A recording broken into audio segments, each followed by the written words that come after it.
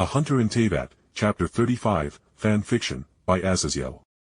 I happily just wrapped my arms around Lumine as Paimon popped her head out of the top of my front portion of my jacket as she wanted to stay warm.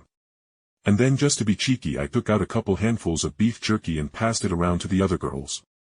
Let's just enjoy our entertainment in any case.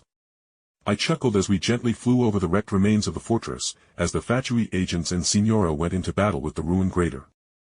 Seeing the ruin grader hold its own against Signora when she wasn't using her pyro abilities along with literally splattering any melee-focused Fatui agents that attempted to hamstring it or generally just smash an electro hammer or actually punch it with weird anemo boxing gloves, definitely cemented my desire to have one of these badass robots to play with. Best of all, the massive energy crystals on the feet of the ruin guards were clearly being used to regenerate the damage to the mechanical behemoth as it was able to seemingly regrow chunks of shattered or destroyed parts of its armor without much issue. Not to mention it had a constant energy shield around its vulnerable eyes, so even the odd lucky blows upon it would only make the energy field flicker in response. But it was only when another powerful beam was sent out of the ruin grader's eye that rendered a couple of the Sisson mages to charcoal that Signora stopped holding back, and with a yell of anger her entire lower body and parts of her upper body were encased in ice lifted her several meters into the air, so she reached the waist of the ruin grader.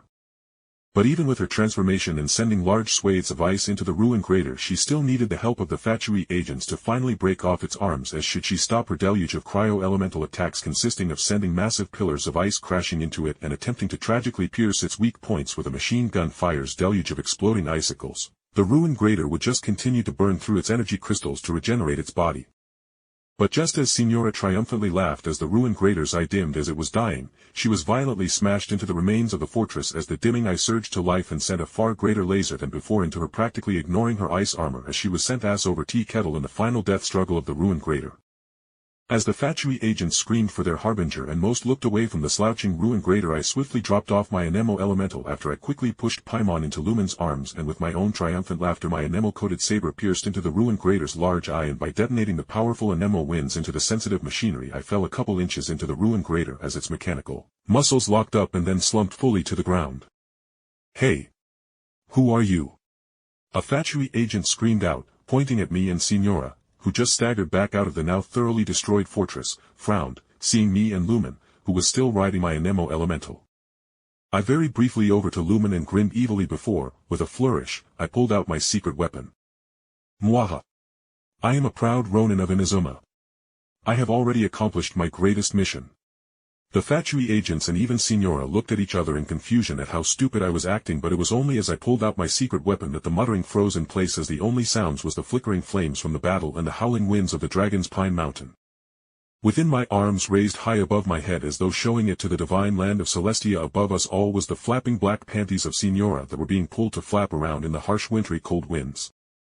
Now that I have stolen the clothes of a harbinger, Inazuma will now form an alliance with Liyue to blockade the nation of Snezhnaya. No longer will the tyrannical nation of frostbitten cunts stir up trouble in all the nations of the world.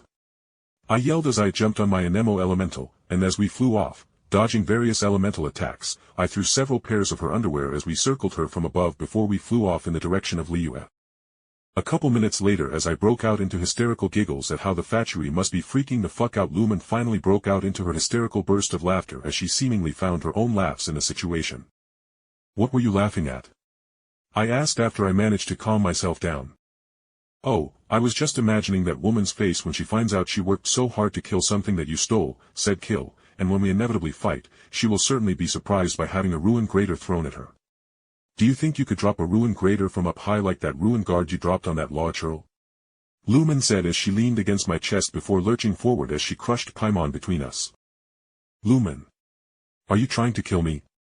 I was just feeling warm too," Paimon cried out as she flew out of my jacket, but she didn't try to go back in, seeing as we were finally in Liyue's land and out of the Dragon's Pine Mountains field of frigid temperatures.